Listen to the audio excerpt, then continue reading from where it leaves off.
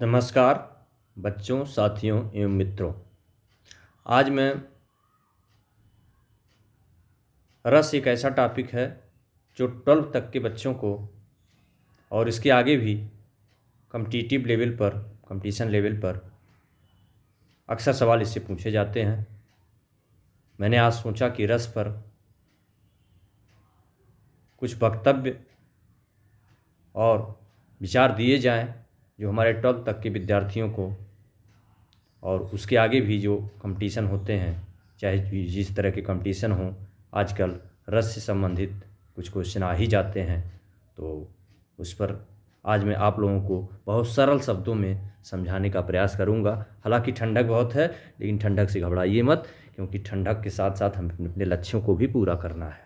खास करके सभी बोर्ड के विद्यार्थियों से कहना चाहूँगा कि बिल्कुल 1-2 महीने का समय है, इसको पूरी ताकत लगा दीजिए, क्योंकि लक्ष्य को पाने के लिए थोड़ा सा संघर्ष करना पड़ता है। तो हम शुरू करते हैं रस जैसे टॉपिक को।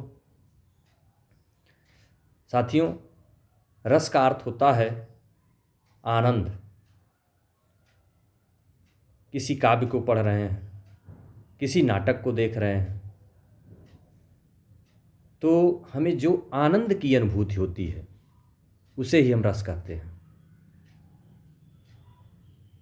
अब सवाल ये उठता है कि रस के संबंध में, रस की उत्पत्ति के संबंध में सबसे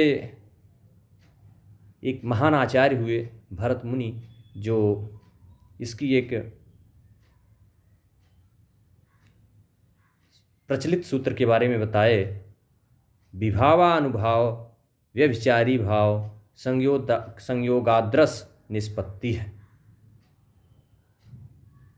विभाव, अनुभाव और व्यभिचारी भावों के संयोग से रस की निष्पत्ति होती है। अब हम चर्चा करेंगे। आपके बोर्ड परीक्षाओं में अक्सर ये पूछ लिया जाता है कि रस क्या है, तो आप सरल शब्दों में भरत मुनि के इस सूत्र को जो मैं बताया हूँ उसको आप लिख सकते हैं, और रस की का जो अर्थ होता है, जैसे आप लिख सकते हैं परिभाषा के रूप में, काव्य को पढ़ने या नाटक को देखने से जो हमें आनंद की अनुभूति होती है उसे ही हम रस कहते हैं। और भरत मुनि का ये सूत्र अगर आप लिख देंगे तो मुझे पूरा विश्वास है कि आपका एक भी नंबर कटेगा नहीं, आप पूरा नंबर पाने के हकदार हो जाएंगे। अब बात आती है कि रस के निष्पत्ति के संदर्भ में 4 तत्व आते हैं। 4। पहला होता है अस्थाई भाव, दूसरा होता है विभाव, तीसरा होता है अनुभाव, चौथा होता है संचारी भाव। मैं बहुत विस्तृत में नहीं जाना चाहता, क्योंकि बहुत विस्तृत हो जाएगा तो हो सकता है कि बोर्ड के परीक्षार्थियों के लिए थोड़ा सा भारी लगे समझने में। तो मैं ये वीडियो खासकर बोर्ड के विद्यार्थियों के लिए ही बना रहा हूँ, 12 तक के विद्यार्थियों के लिए। तो मैं प्रयास करूँगा कि अपनी बात को वहीं तक सीमित रखूँ जो पाठ्यक्रम में समाहित है, और उससे उनको पूरा लाभ मिल सके। आप चाहें तो मेरे शब्दों को वीडियो के माध्यम से आप कहीं लिख भी लेना, और वो आपके नोट्स के रूप में काम करेंगे। तो मैं आपको सरल शब्दों में बताना चाहूँगा कि पहला तत्व जो है अस्थाई भाव। हृदय में मूल रूप से विद्यमान रहने वाले भाव ही अस्थाई भाव कहलाते हैं। चूंकि रसों की संख्या मूल रूप से 9 है, अतः अस्थाई भाव भी 9 ही है। आप लोग 9 ही मान के चलिए, 10-11 तक पहुंच जाते हैं रस, लेकिन आप अभी 12 लेवल तक, 12 क्लास तक 9 मान कर ही चलें। मैं पहले 9 रसों के नाम बोल देता हूं, आप उसको नोट कर सकते हैं। पहला रस है श्रृंगार रस, दूसरा रस है हास्य रस, तीसरा रस है आपका करुण रस, चौथा रस है वीर रस, पांचवा रस है रौद्र रस, छठवां रस है भयानक रस, सातवां है विभत्स रस, आठवां है शांत रस, नौवां है अद्भुत रस। अब मैं सबके हर रसों के अस्थाई भाव बता दे रहा हूँ, आप इसको कहीं लिख लीजिए। श्रृंगार एक तरफ रस लिखिए, एक तरफ अस्थाई भाव। रस के नीचे रस का नाम लिखिए, अस्थाई भाव के नीचे अस्थाई भाव का नाम। मैं आपको एक नोट्स के रूप में तैयार करवाने का प्रयास कर रहा हूँ और हमको लगता है कि आपका रस संबंधी टॉपिक पूरी तरह से एक नोट्स के रूप में आप वीडियो के माध्यम से बना सकते हैं। तो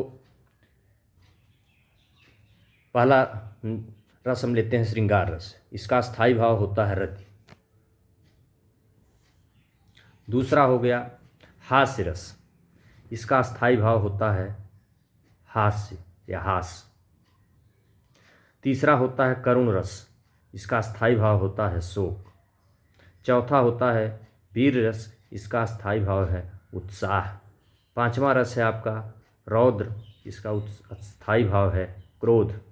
पांचवा रस है आपका भयानक, इसका स्थायी भाव है भय। छठा रस है आपका बीभत्स, इसका स्थायी भाव है जुगुप्सा। आठवां आपका रस है शांत, इसका स्थायी भाव है निर्वेद।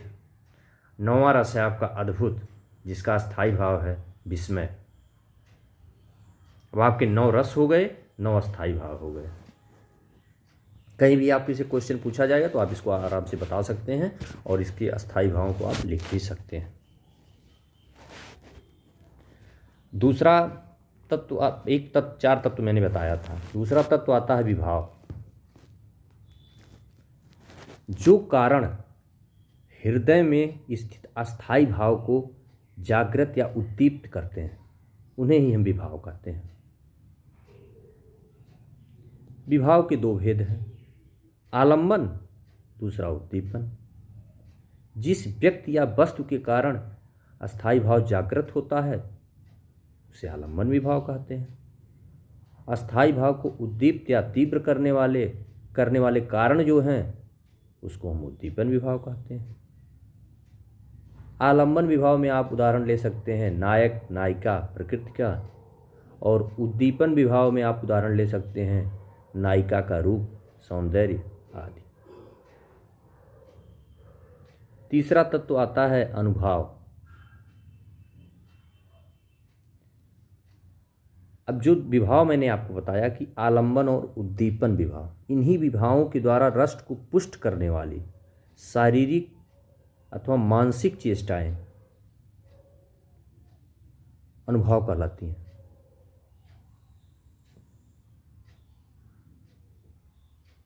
इसके अतिरिक्त अनायास होने वाली चेष्टाएं, जिस पर हमारे तन मन का कोई वश नहीं होता, वो भी अनुभव में आ जाती हैं। जैसे खुशी से आंखों में आंसू आना, क्रोध से मुंह लाल हो जाना, ये हमारे अनुभव के अंतर्गत आएंगे। अब चौथा तत्व है संचारी भाव। अस्थायी भाव को पुष्ट करके रस की निष्पत्ति में सहायक भावों को संचारी भाव कहा जाता है। संचारी भाव को एक शब्द हम और नाम देते हैं, व्यभिचारी भाव भी कह सकते हैं।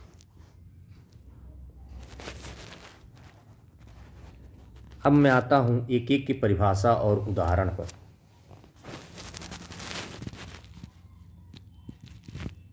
पहला रस हम लेते हैं श्रृंगार रस। सबसे पहले तो आप लोग ये जान लीजिए कि श्रृंगार रस को रसों का राजा कहा जाता है, रसराज की संज्ञा दी गई है इसे। सभी रसों में इसको श्रेष्ठ माना गया है।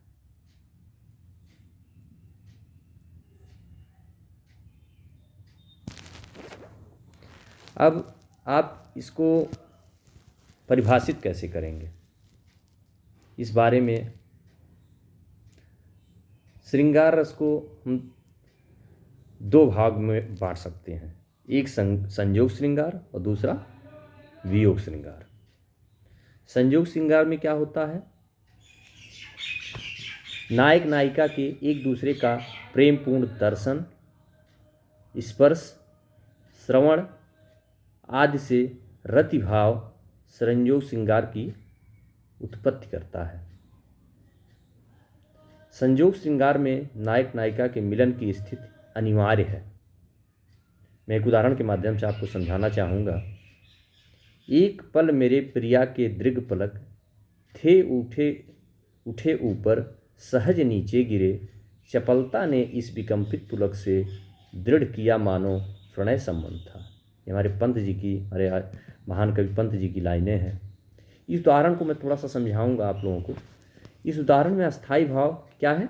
श्रृंगार रस का अस्थाई भाव मैंने क्या बताया था? रति। रति का मतलब होता है प्रेम। नायक नायिका इसमें क्या है? आलंबन है। नायिका की जो पलकों का उठना क्या है और गिरना? उद्दीपन है। नायक का पुलक और कंपन अनुभाव है। संचारी भाव क्या है? चपलता और लज्जा। इस प्रकार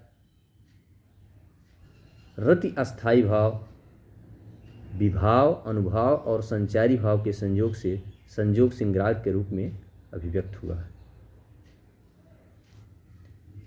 अब आप वियोग श्रृंगार पे आ जाइए। इसे एक नाम और देते हैं विप्रलंभ श्रृंगार। वियोग का से आप समझ सकते हैं कि जहाँ पर विरह की चर्चा हो, इस तरह की मनोदशा पैदा हो जहाँ विरह का भाव हो, वहाँ पर वियोग श्रृंगार रस होता है। जैसे है अखिया हरि दर्शन की भूखी, यहाँ हम विरह की भावना, वियोग की भावना अपने लाइनों से प्रकट कर रहे हैं, तो यहाँ क्या हो जाएगा? वियोग श्रृंगार रस। अब दूसरा रस आता है आपका हास्य रस। हास्य रस में आप हास्य रस का स्थायी भाव मैंने क्या बताया था? हास या हास्य।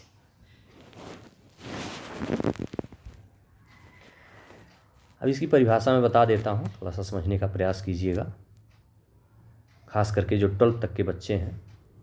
इसकी परिभाषा मान लो आज आपको लिखना हो तो इस तरह लिख दीजिएगा। किसी की अनोखी विचित्र वेशभूषा, रूप या क्रियाकलाप देखकर अथवा विचित्र बात सुनकर जो हास्य भाव हमारे अंदर जागृत होता है, वही विभाववाद से पुष्ट होकर हास्य रस कहलाता है। अब इसको मैं एक उदाहरण के माध्यम से आपको समझा रहा हूँ। सब यानन ते श्रेष्ठ अति द्रुतगति गमिनिकार धनिक जनन के जीवसी निषदिन करति विहार। पों पों करति सुहावनि कैसे मुनिमख शंख बजावहि जैसे। मग बिच कीच उलीचति कैसे फागुन फाग रचहि जन जैसे।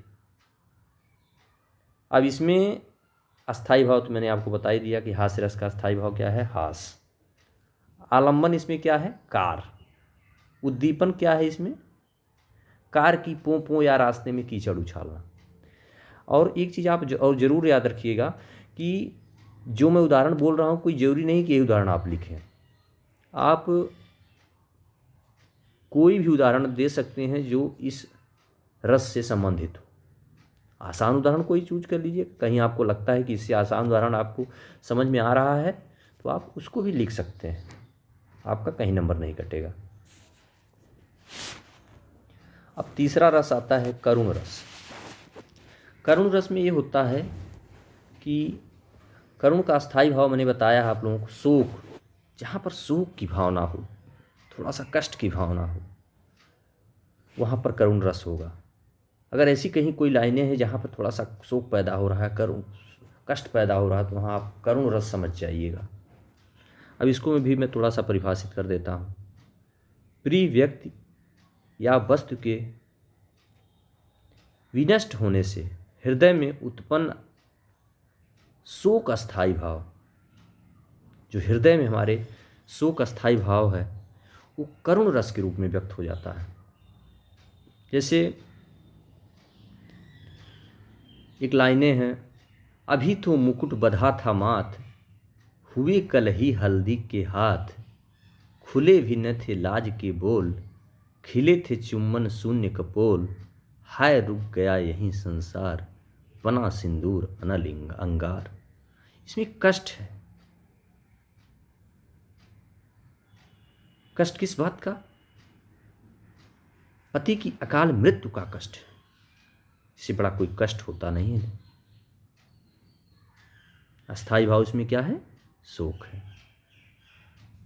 आलम्बन क्या हो जाएगा आपका? पति की अकाल मृत्यु। उद्दीपन का काम क्या कर रहा है? नायिका जो है मुकुट और हल्दी लगे हाथों को देख रही है।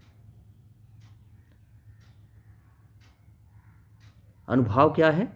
रोदन, रोना। संचारी भाव क्या है? जो स्मृति है, चिंता है और विषाद है।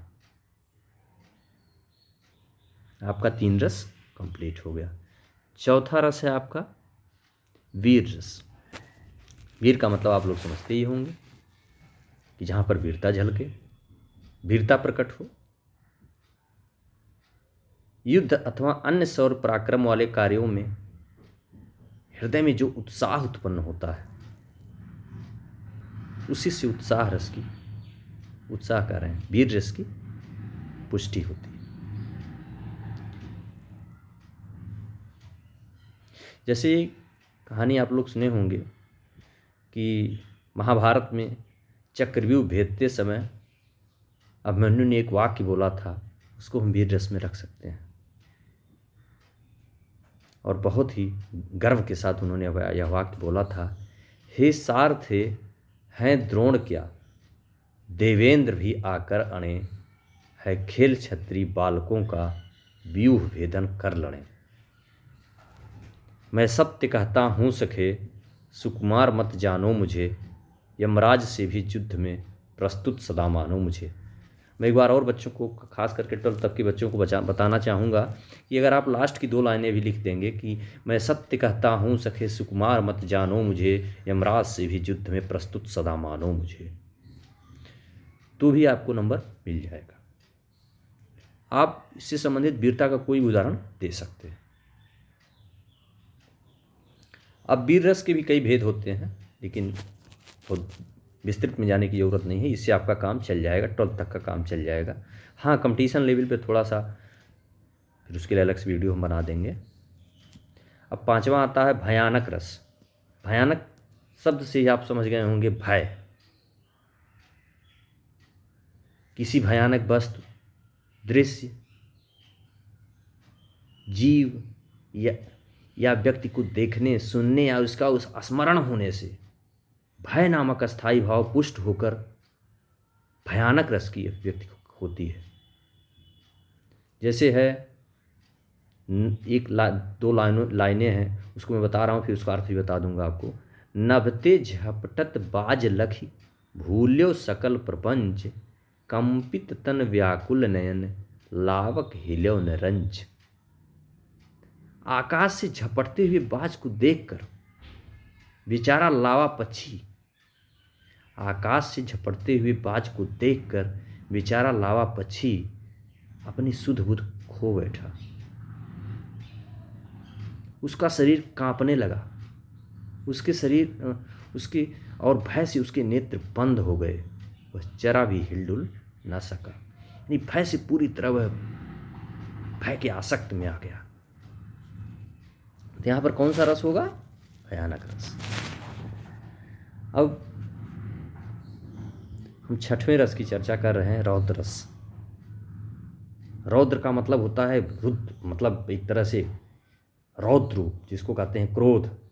रौद्र रस का अस्थाई भाव भी मैंने आप लोगों को बताया है कि क्रोध होता है। ऐसी लाइनें, ऐसी हालात जहाँ पर क्रोध पैदा हो, वहाँ पर कौन सा रस होगा?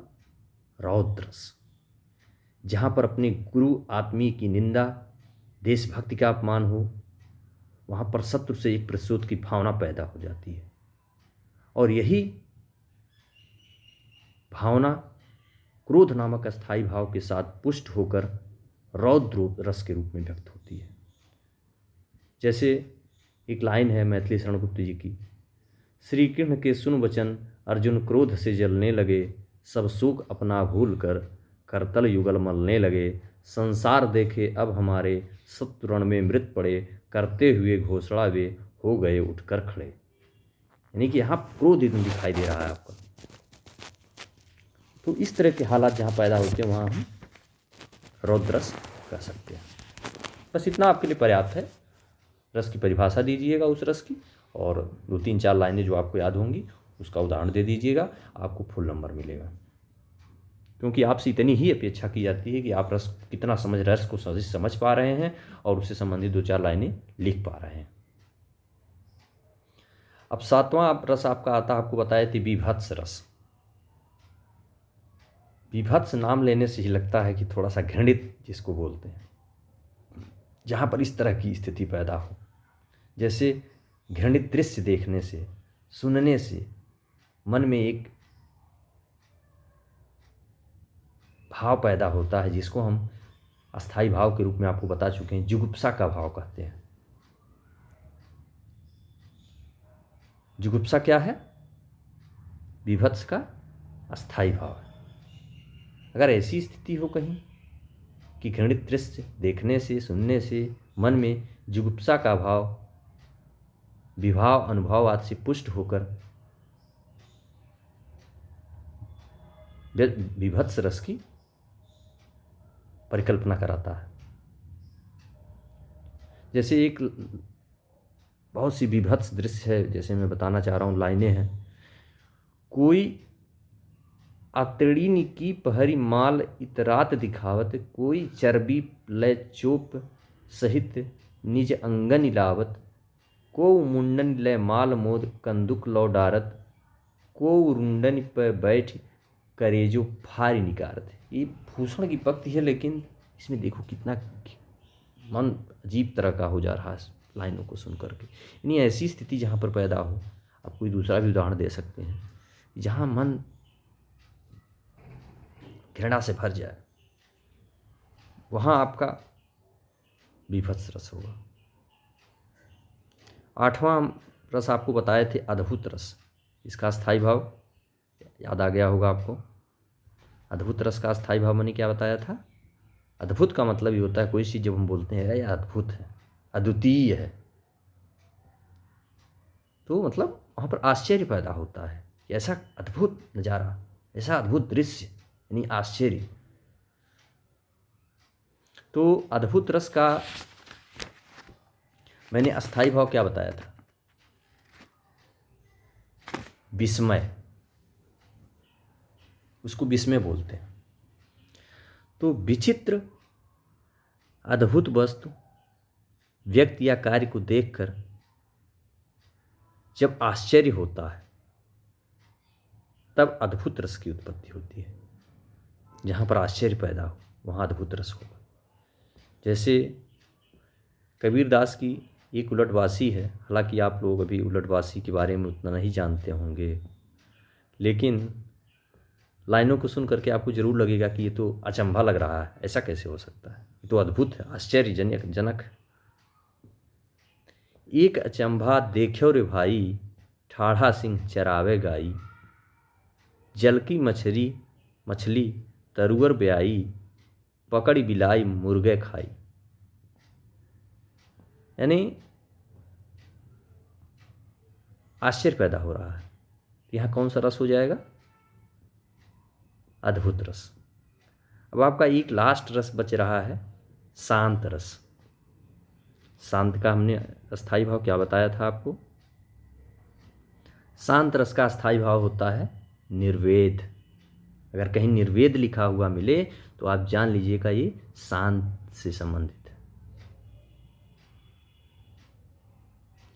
अब शांत रस कब उत्पन्न होता है? जैसे हमारे अंदर वैराग्य की भावना आ जाए, संसार से विरक्ति की भावना आ जाए। कि कभी कभी हम देखते हैं बहुत दुखी, किसी चीज़, ऐसी चीज़ों को देख लेते हैं, या मतलब थोड़ा सा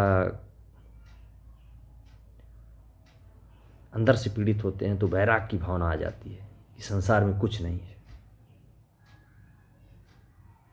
संसार से एक मोह भंग वाली स्थिति पैदा हो जाती है।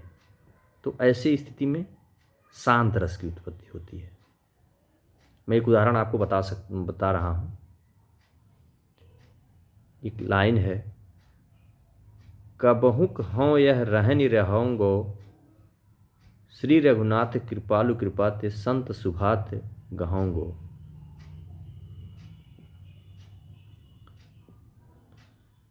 आप और भी उदाहरण कोई दे सकते हैं जहाँ पर विराग की भावना हो, वैराग की भावना हो, संसार से विरक्ति की भावना हो, मोह माया भंग की भावना हो, वहाँ आप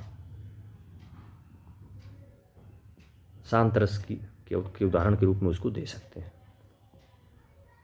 और हो सकता है कि एक और रस आता है 9 रसों के अलावा भी, वात्सल्य रस। वात्सल्य का आप अर्थ समझ ही गए होंगे। हालांकि यह श्रृंगार रस के ही अंतर्गत आता है, लेकिन कभी कभी इसको अलग रूप में भी पूछ लेता है कि वात्सल्य रस की परिभाषा देते हुए इसका उदाहरण बताइए। तो बहुत आसान है, इसको आप अलग रूप में भी लिख सकते हैं। जैसे वात्सल्य कहाँ पैदा होता है? जैसे किसी संतान के प्रति, किसी बच्चे के प्रति जो रति यानी रति मतलब प्रेम भाव पैदा होता है, उसी को वात्सल्य कहा जाता है। जैसे यशोदा माँ अपने बच्चे कृष्ण कन्हैया को झूला झुला रही हैं, खिला रही हैं, तो वहाँ हम देखेंगे तो हमारे अंदर क्या पैदा होगा? तो उनका बच्चे के प्रति क्या पैदा हो रहा है? यशोदा माँ का रति प्रेम। हम भी ऐसे दृश्य देखते हैं तो बच्चे के प्रति प्रेम रत पैदा हो जाती है। तो वहाँ कौन सी, मतलब एक माता का अपने बच्चे के प्रति कौन सा उस समय क्या फीलिंग आ रही है? प्रेम की फीलिंग आ रही है। उस समय जो फीलिंग आए वही वात्सल्य है। बालक की चेष्टाएं देखकर, क्रीड़ाएं देखकर पुत्र के प्रति अपना जो स्नेह उस समय व्यक्त होता है, वही वात्सल्य रस को पुष्ट करता है। जैसे यशोदा माँ अपने बच्चे को